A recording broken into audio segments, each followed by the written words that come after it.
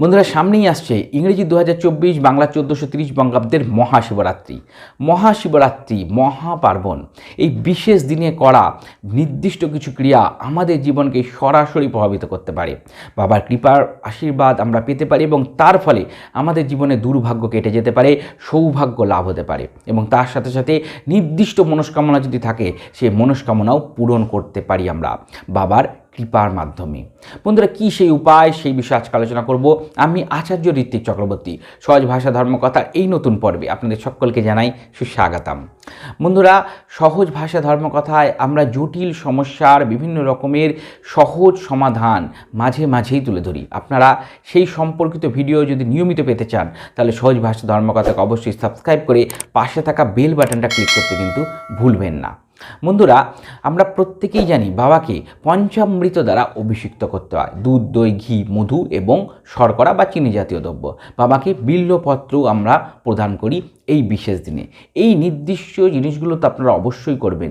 তার সাথে সাথে বন্ধুরা, অবশ্যই আপনারা এই বিশেষ তিথি চলার সময় নিরামিষ আহার গ্রহণ করবেন যদি আপনারা ব্রত উপবাসের মধ্যে না যেতে পারেন।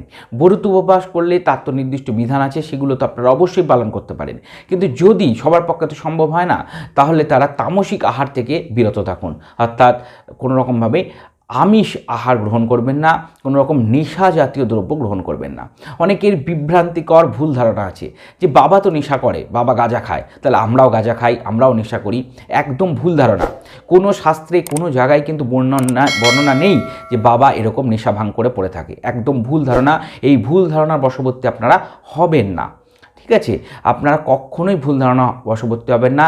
যেটা বিধান আছে, যেটা নির্দিষ্ট নিয়ম আছে, বাবাকে কেন সমর্পণ করা এই জিনিসগুলো, যাতে আমরা সমস্ত কিছু খারাপ বাবার পায়ে সমর্পণ করি এবং ভালো জিনিসগুলো আমরা গ্রহণ করি। বাবা বিষ পান করেছিলেন, অর্থাৎ বিষ গ্রহণ করার ক্ষমতা বাবার মধ্যে আছে। তাই সমাজে যে সমস্ত বিষগুলো এখন চলছে, সিগারেট, বিড়ি, পান, গুটখা ইত্যাদি যে সমস্ত নেশাজাতীয় দ্রব্য, সেগুলো বাবার পায়ে সমর্পণ করে দেওয়া, অর্থাৎ সেইগুলো বাবার সেই বিষটা যেন বাবা টেনে নেয়।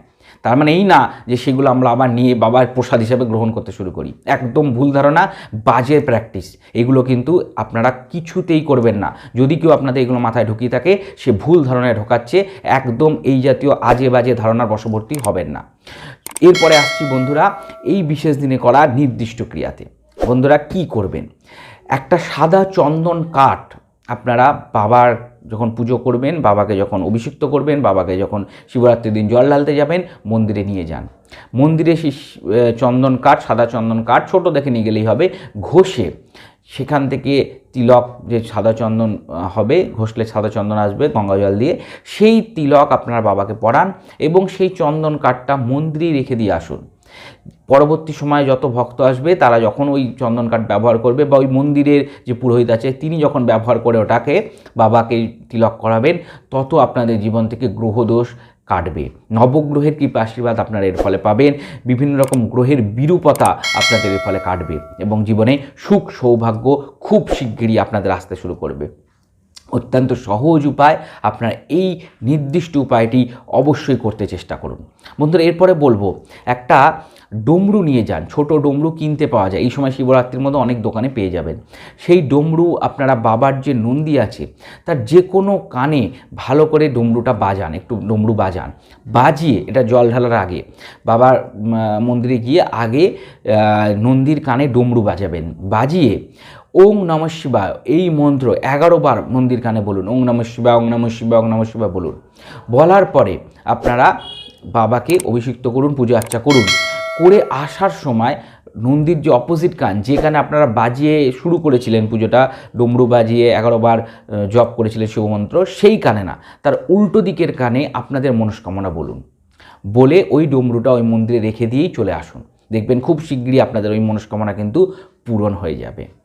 বন্ধুরা, এরপর লাস্ট যে বিষয়টি বলবো সেটা হচ্ছে একটা ঘিয়ের প্রদীপ অবশ্যই সন্ধেবেলা করে শুক্রবার দিন, এটা 8 তারিখ শুক্রবার দিন সন্ধেবেলার কথা বলছি, শুক্রবার দিন সন্ধেবেলা আপনাদের বাড়িতে যদি শিবলিঙ্গ থাকে সেইখানেই ঘিয়ের প্রদীপ জ্বালান। যদি না থাকে, যেখানে মন্দির আছে প্রাচীন যে কোনো মন্দির যেখানে নিয়মিত পুজো হয় সেইখানে গিয়ে একটা ঘিয়ের প্রদীপ অবশ্যই বাবার উদ্দেশ্যে জ্বালিয়ে দিয়ে আসবেন। শুক্রবার দিন পড়ছে কিন্তু 8 তারিখ, সেই দিন সন্ধেবেলার কথা বলছি, 9 তারিখের কথা কিন্তু আলোচনা করছি না। 9 তারিখ নিয়ে আলাদা ভিডিও করব।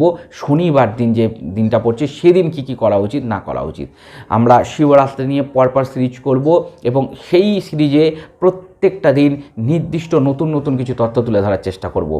অবশ্যই সেই সম্বন্ধীয় বিষয়গুলোর উপরে আপনারা নজর রাখবেন।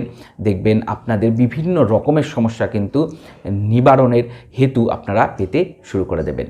বন্ধুরা, আশা করি আজকের যে বিষয়টি সেটা আপনাদের ভালো লেগেছে এবং সেই বিষয়গুলো থেকে আপনাদের অবশ্যই উপকার লাভ হবে। যদি পর্বটা ভালো লেগে থাকে অবশ্যই একটা লাইক দিয়ে আমাকে উৎসাহিত করুন। আর সহজ ভাষায় ধর্মকথায় এরকম আরও পর্ব পেতে সহজ ভাষায় ধর্মকথাকে সাবস্ক্রাইব করে পাশে থাকা বেল বাটনটা অবশ্যই ক্লিক করে দিন, যাতে পরবর্তী ভিডিও নোটিফিকেশানগুলো আর মিস না হয়ে যায়। আর বন্ধুরা, আমাদের একটা ফেসবুক পেজ আছে সহজ ভাষায় ধর্মকথা, ওখানে একটা লাইক দিয়ে রাখুন। হিন্দু ধর্মশাস্ত্রের বিভিন্ন বিষয়, মন্ত্রতন্ত্র ওখানে নিয়মিত আলোচনা হয়ে থাকে। সকলে ভালো থাকবেন, সুস্থ থাকবেন। দেখা হবে পরবর্তী পর্বে। নমস্কার।